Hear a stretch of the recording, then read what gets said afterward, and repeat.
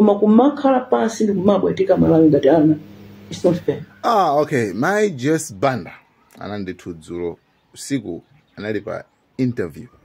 Pali zinthu zingapa zimene ayankhula zokhuzana ndi kuti chiopsezo chimene chikubwera madziwa mmayucha nkhani yokhuzana ndi kuwerengera masamu kutakata amayidziwa bwino chakuti ndi amayankhula zina zake zoti makamaka mmene zingakhalire kuti mapani mezi lili dziko limene likuyendera Malawi ndi kuti akhala below akutika $2 chani amwena akuluakulu.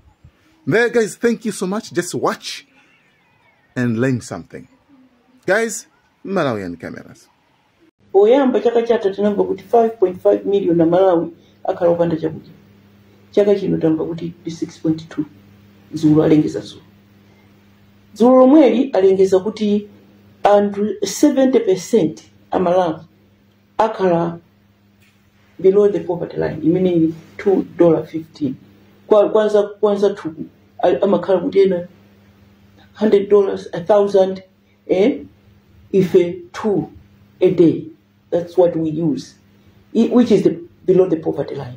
Anthu amene ayika mugulu limenelo okuti akuvutika choncho, akusowa sopo chani, akulephera kugula ndi kudulako, alipo 70% plus. Ndiye 70% plus ya anthu 21 million meti lili muno ikusonyeza kuti ndi anthu 15 million. Ndiye ena afe tikamva tauzidwa kuti tilipo 21 million, 22 million, 15 million akugona ndi njala. Ndikipinjo kwa ife ine kunguganiza kuonesa kuti ndiye kuti dziko lonse amene tili amadya bwino ndife ochepa kwambiri, ndipo tikayiwala anzathu amene aja alibe aja. Kwa chizungu amanena kuti 100% is an angry person. Munthu wanjala amakakwiya kwambiri. Ndiye kukwiya ulipo kale kuno Malawi muno, mufune musafune anthu ndi okwiya. Anthu kuchita overlook kumakhala ngati kupaka sugar kuti anthu azoona ngati kuti zibwinobwino.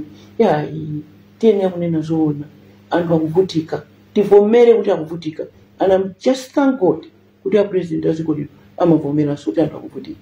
Pamene anthu akuvutika chonchija ndiye zawonjezereka kuti tsopano malo mwafika ichi. Ine ndimayisa kuti mmene yatambula ndi anthu akulu ndiye zooneka bwinobwino, koma madera ambiri ngati kumpherembe kumene napita chimanga chinamera bwino kwambiri, kuberekaso bwino kwambiri, chikuko ndi chizikwima kukumulaziya ndi kuti nakonso madera ambiri soti akanakolola sakolola. I think ndineso chakweza fika ibini.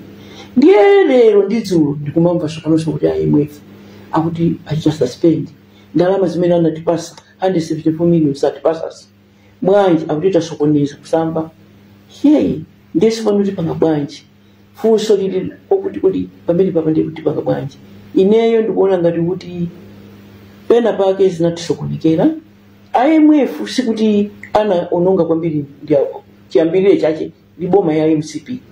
Muzikumbukira kuti polowa DPP akwa IMF anadandaula zoti nimapika mafigures. I think kuti nina kwake kuti anthu amve nino ndikupika. Inuyo kumakuona ngati mupanga business koma mufuna mundichita ine impress kuti mukuchita bwino. Ndiye malo moti mundiuze kuti andingonuka tini, ndiye mundiuze kuti ndikupanga 100 million. Ndiye ine kumakhulupirira zimene. That's what was happening. That the figures zimene amapasidwa ndi zimene zinali mabuku zosiyana. Ndiye amati onena ndi amene anali obwera wasukana, ndi amene ananena kwa IMF kuti unoto akupika. Nthawi zambiri zimafunika kuti mukhale kaye pansi mugwirizane kuti izizi effect yake ikhala yotani. Tikanena kuti tingozikhonza ifeyo kapena tineni, ndiye pamene poinesi nikaze kuti zinaenda bwanji. Koma that is what now anayambano aja kukhala ngati kukumulu kukwiya. Zinatenga nthawi boma ikuvutika kuti azafike paja pamene amatipasa paja. I think chinali chaka chatha ngati isa 2023 pamene amatipasa iyi 174, which means 2023, which means zaka ziwiri and a half tilibe facility ya IMF. Kuipa kwake kukhala opanda facility ya IMF ndikunena kuti maiko ena onse amadikira IMF. IMF ikavomera kuti ife tikupasa ndalama ndiye kuti akutisidwa nani, ndiye ana ena usaja amabwera sokuzatani uzakupasana. Chifukwa chakuti zili ngati inu ndine tili pachibale, ndiye ine ndikukukongoza ninu makopiti.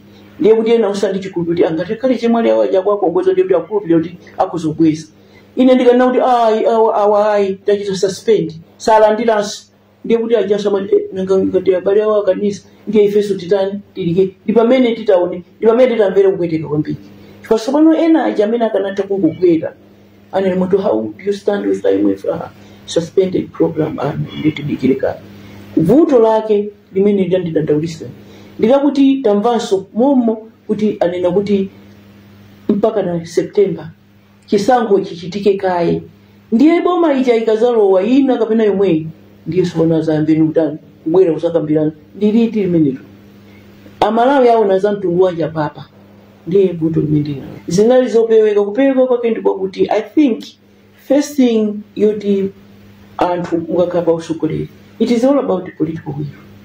Ifeyo tikanachita increase ndalama zobwera ndiye ndalama zobwera panopo mene lili ziko lapansi sizopempha yani koma zopanga toka zija ndiye ine mene kuziwira munomu titangoyika mtima wonse kuchulukisa magesi athu kuchulukisa zochita export ndi kuchita develop our mining sector tikoza kuchulukisa double zimene tikulandira chifukwa ndalama zimene zimafunika ifeyo kuti tiendesere ziko lino ndi 3.3 billion. So pano zikakhala kuti sizikuyenda sitikukolola zokwanira sitikugulisa kunja zokwanira sitikuchita export kandi ma minerals kandi chani panopo zimene timapanga pachaka zimakhala 1 point chakuti. So pano 1 point chakuti ndiye mukuoneka kuti ndikuduka kale kumene kweli gene kungoza kuti data ifande kuti mwaduka ndiye ithuwi ndiye timathamanga sopano kubwereka ndiye timabwereka ku mabanki kuno ndiye kuti mwina timabwereka kwa inu ifana ngati fitaika ndalama zathu ku banki ndiye zikuthera kuti boma akwakongoza boma ndiye kuti akutenga zathu apo iyayi akungongola kunja sizinafikepo ndalama zobwereka ifeyo matrillion yambiri chocho ndiye vuto lilipo ndila kusonde tikamatola sonkho sitikutola okwanira iyonso ndi ndikhanina yapadera sitikutolera sonkho okwanira chifukwa business ngati sakuyenda amene akupanga business yochepa ndiye tikufinya omwe aja ndikumakokota omwe aja ndikumatola kumene kuja ndikumakhalasa zosakwana when tikanakhala ndi anthu 1000 akupanga business ndiye kuti tikutolera sonkho kwa 1000 chifukwa finyika akupanga business ndi anthu 100 tikutolera sonkho kwa anthu 100 okha. I don't know kuti ndikuyesesa kuti ndizipange moti muja amalayo anzanga kumuziko ampe vuto limene lilipo ndi limeneli kuti kuchita generate ndalama zobwera kunja zotolera za sonkho zopasidwa kwa anzathu zikuchepa ndiye zikachepa tikubwerekaso fatene kuyendesa ziko. So pano poyendesa ziko pa ndipo mafunika austerity measures. Austerity measures ninene kuti kuzimana kunena kuti ifeyo ngati mene tinachitira fiboma yathu tinanena kuti tonse amene timayendera magali moto awiri bwanji tiyendere magali moto imodzi fati tikakhala paja mukumbukira Benz Mercedes Benz ndi 4x4 ndiye wina kulowera amafuta kutunga mafuta ndiye kuti boma yacho isipanda paja sikumasowa mafuta ndiye kuona kuti bwanji tinene kuti ali sazikhandika lipoti imodzi ndimene ndikutanthauza zimene kuti kuziyang'ana nokha ndi kuzimana chifukwa life imene timakhala tikakwera pamwamba paja imakhala ina yacheso yokuti a lot of things could do that chifukwa ine ndinadabwa amene nafika ku State House kuti chicho sugula ndisima yomwe sugula ndi pamene paja mukumbuke nena kuti ndiye chosani 30% ya salary yanga muzipereka kumakoha imene ndizotani. So ndikuzimana kumeneko ndi kumene sikungathandiza kutolera makobiri andikupeza njira yochitira promote business environment ya Malawi kuti ambiri azilipira sonkho otolera azitolera zambiri kuonjezera pompa zopempha zija ndiye mukhale ndi network yamphamvu ngakhale pano mene zikuvuta mukutolera ndalama mukozotolera mukakanda zanu nyinyi kuonjezera pompo koma maka malonda kugulisa zinthu zanu kugulisa kunja bali nthawi imene tinalife office naisesa kuti tipeze mbewu zimene zindi export potential anthu amene aja ndikumapa some improved seeds extension services ndiye zimene ndikutanthauza kuti ngakhale mmene ngwazi anabwera kwa president anachita decide kuti Ford yakuza kuti bweresera chuma muno Malawi alangiza amaenda konsekonse kwa alangiza no sitimazala chonchi masidi taisa nyawa kupalira timapalira chonchi mbewu simateri isika uli uku nonse mupite kwa dimaki osapanga za chisawawa yayi panopo mutapita panopo ndi challenge fodi watu wakulisa uzambi chani autama mitengo kwa kuno kuli $1 ukoko akumva kuti akukulisa $5. I have asked kuzambia kodi ndizoona kumene wanthu wakulisa nacho za anazikusiana jani poti ndi bale imwe ndiye mukandifunsa pali zinthu zambiri zokhanga zimenezo pakuti akanakhala kuti ife political will ilipo ndiye kuti bweza kulumikizana akuno ndiye kuzambia kuti ine ngati ine napita mpaka na kuzimbabwe kalowa auction force ya kuzimbabwe kukaona mitengo ndiko azungu acha umwaje amagula kumene kuti amabwera sudo amazogula kuno ndiye kwauza kuti ngati kuja mukugula mtengo kunonso mukula mwe Excellency mafuna mutambasulire munthu wakumudzi mwina wangozimva mawayilesi ena ngozimva newspaper akati IMF yasiya program yake ndi dziko mwina munthu wakumudzi zikutanthauza chani kwa iye akhala affected mota tika khalatu ndi program ya IMF mimi ndanenera muje ndiye kuti IMF ikupasani ndingongole akupasani 174 million amakupasani amadula 30 makupasani tazina 40 mimi natakanizira akakupasani zimenezi ndiye kuti zipo lijalo kuti likupelewedwa ndikale ndiye kuti likuonjezera ndalama sasa alandira kwa IMF ziji koma chifukwa choti alandira kwa IMF okugawirani acha ndipamene amabwera panopo tikukapempha kuti kosapereka ukapempha kwa dona mwina yes anena kuti how do you stand with the IMF kwa IMF muli bwanja atindulira ndiye ngatakudulira nyamene ndetidikire tukayenziende kumene ndiye malamulo aziko lapasi panopo ife ndiye kuti zatisokonekera pamene adula IMF sitilandira sokwina ndiye kuti akatipa sanso wakwina acha ndalama ziti mwina amatipasa zoti gulani mankhwala amatipasa kuti gulani fertilizer amatipasa kuti gulani mafuta panopo ndiye kuti ifeyo kuduka kwake kukhala kweni sopano je tukuona kuseuzi jazikhala pang'ono ndiye mukandifunsa ndikamauza anthu akumuzi ndi pamene paja ndimakambiraso kuti vuto lalikulu lilipo zolowa ndizotuluka nthawi zina chikumakhalapo chisawawa choti chija kuti ndije ngati mitima cha kuti mashuku tikasali masanga awola ndiye kumango kuti zina ukaziona kuti apa patikanapirira ndithu bo imene ija tipachizungu kuti mati political will pachichewa kapena kuti chikhumbo cha boma kuteteza chumachi kuzindikira kuti si zathu izizi ndi za Malawi aja pamene tikuseweresa apa pamene tikusakaza apa amene atavutika kupita kuchipatala osakapeza mankhwala na Malawi ndi kupempeni iwe mpite mukaonese kuchipatala izopya kwambiri panopo mpite mukaone ku maternity zimene zikuoneka kumeneko sizinaoneke ponso ine moyo wanga usa ndiye zimene zija zoti kuti anthu azilepera kupeza hivi ni magloves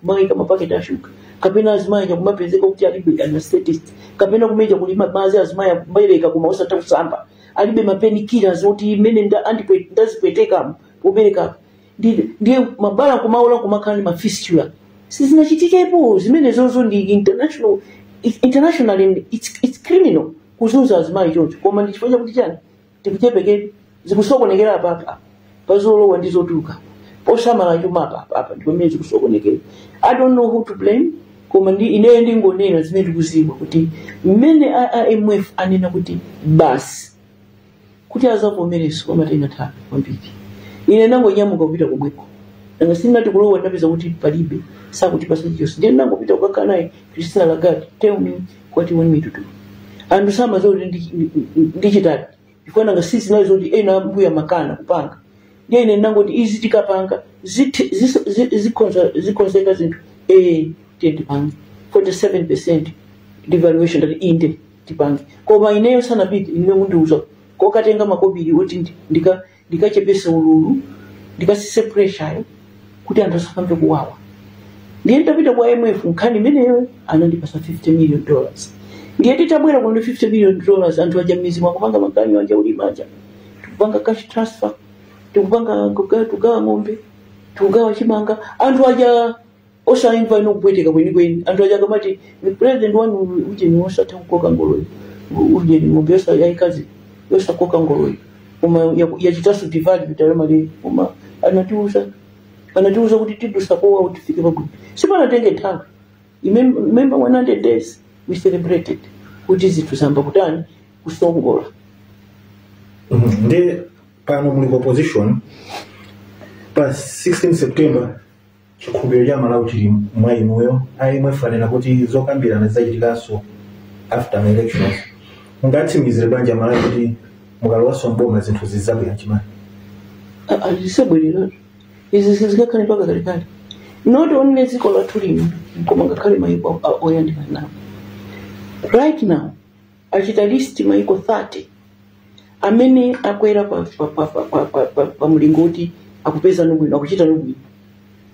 Zambia ilipompo, Zimbabwe ilipompo, Mozambique ilipompo, Tanzania ilipompo. Mukumva bwe? So sikuti ndizosateka yayi, ndizoteka ife kuchoka pano kukwera nawo pa list bini kukhala moyo wabwino.